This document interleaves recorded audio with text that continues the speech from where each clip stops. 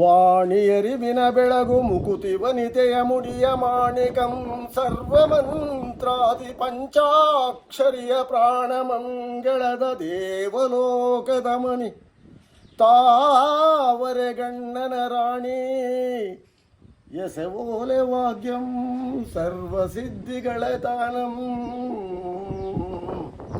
ಮಹೋನ್ನತ ಐಶ್ವರ್ಯದ ಕ್ಷೋಣಿ ಪಂಪಾಂಬಿಕೆ ಮದೀಯ ಮತಿಗೀಗೆ ಪ್ರಸನ್ನತೆಯನುತ್ಸವದೊಳು.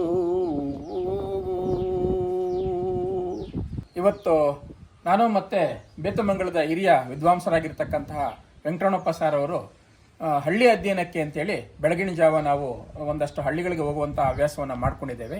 ಇವತ್ತು ಬೇತಮಂಗಲ ಪಕ್ಕದಲ್ಲೇ ಇರತಕ್ಕಂತಹ ಕ್ಯಾಸಂಬಳ್ಳಿ ಊರಿಗೆ ಬಂದಿದ್ದೇವೆ. ಕ್ಯಾಸಂಬಳ್ಳಿ ಪಕ್ಕದಲ್ಲೇನೆ ಒಂದು ಅದ್ಭುತವಾಗಿರುವಂಥ ದೇವಸ್ಥಾನ ಇದೆ.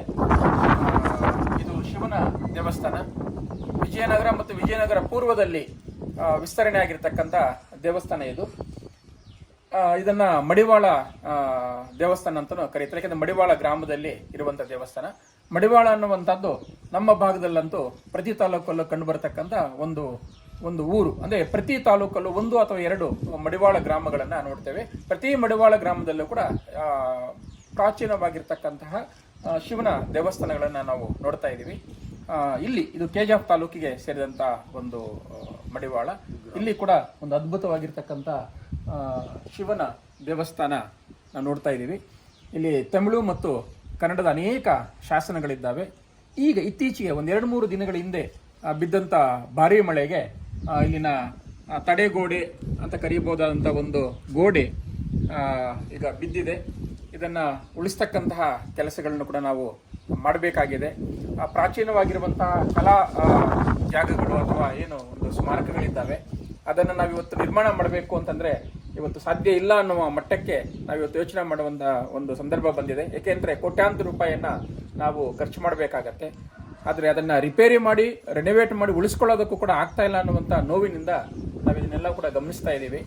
ಎಷ್ಟೋ ಊರುಗಳಲ್ಲಿ ಪ್ರಾಕಾರ ಗೋಡೆಗಳು ಬಿದ್ದರೂ ಕೂಡ ಮತ್ತೆ ಅದನ್ನು ಸುಸ್ಥಿತಿಗೆ ತರುವಂತಹ ಸ್ಥಿತಿಯಲ್ಲಿ ನಾವಿಲ್ಲ ಅನ್ನೋದಕ್ಕೆ ನಮ್ಮ ಕಣ್ಣು ಮುಂದೆ ನೂರಾರು ಉದಾಹರಣೆಗಳಿದ್ದಾವೆ. ಪುರಾತತ್ವ ಇಲಾಖೆ ಈ ಬಗ್ಗೆ ಗಮನ ಕೊಡಬೇಕು. ಅವರು ಕೂಡ ಹಳ್ಳಿಗಳನ್ನು ತಿರುಗಬೇಕು. ನಮ್ಮಲ್ಲಿ ಅದ್ಭುತವಾಗಿರುವಂತಹ ದೇವಸ್ಥಾನಗಳನ್ನು ನಮ್ಮ ಪೂರ್ವಿಕರು ಕಟ್ಟು ಹೋಗಿದ್ದಾರೆ, ಅದನ್ನು ಉಳಿಸ್ಕೊಳ್ಳುವಂಥ ಸ್ಥಿತಿಯಲ್ಲಿ ನಾವಿಲ್ಲ ಅನ್ನುವಂಥ ನೋವು ನಮ್ಮನ್ನ ಕಾಡ್ತಾ ಇದೆ. ಸೊ ಹೀಗೆ ನಾವು ಹಳ್ಳಿಗಳ ತಿರುಗಾಟಕ್ಕೆ ಬಂದಾಗ ನಮಗೆ ನಾನಾ ಸಂಗತಿಗಳು ಗೊತ್ತಾಗತ್ತೆ. ನಡೆಬರೆಡಹದೆ ಕುಳಿತರೆಡಹುವರೇ ನಡೆಬರೆಡಹದೆ ಕುಳಿತರೆಡಹುವರೇ ಕಾವ್ಯಮಂ ನಡೆಸುವಾತಂ ರಸಾವೇಶ ಮರೆಹಾಲಸ್ಯ ಬೆಡಗೊಳಲು ತಪ್ಪುಗಲ್ಲದೆ ಕಾವ್ಯಕರ್ತೃ ತಪ್ಪುವನೇ ಒಂದೆರಡೆಡೆಯಳು ಎಳೆವಾಯ್ದು ಬಂದ ತಪ್ಪಂ ಹಿಡಿದು ಸಾಧಿಸದೆ ಕಡೆತನಕ ಬಂದಲೇ ಸಿಂಗೆ ತಲೆದೂಗೆ ತಲೆಯೊಡೆವುದೇ ಬೇನೆಯರಿಯದ ನೀರಸರನೇಕೆ ಪುಟ್ಟಿಸಿದನ್ ಅಬುಜ ಭವನೂ